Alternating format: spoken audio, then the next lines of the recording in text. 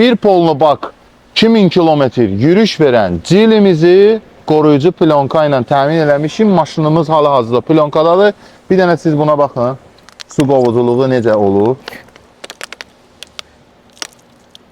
Gördüyünüz kimi PPF-imizdə su qovuculuq var, keramikası var. Üstəlik onun üzərinə cızıq da düşəndə də günəşin şüası ilə və hətta bir dənə fenlə o cızıqları bərpa eləyə bilərsiniz. Hər hansı bir udar da olsa maşın üzərində PPF sökürsən, beskaska işini görür və təzədən PPF vurursun üstünə və yolunuza davam edirsiniz. Ona görə də hələ onların hamısını da qoyaq bir kənara. Yağışı var, qarı var, palçığı var, günəşin şüası var, birbaşa maşın rəngində təsir eləyir deyə biz qoruyucu plyonkadan istifadə edirik. Mən də öz maşınımdan sıfır aldığım üçün istifadə eləmişəm və hal-hazırda nəticə göz qabağındadır və parlaqlığı da 2 qat daha çox güclü görsənir. Ona görə də hər zaman seçimim PPF olub və ona görə də hal-hazırda maşının göz qabağındadır, baxa bilərsiniz.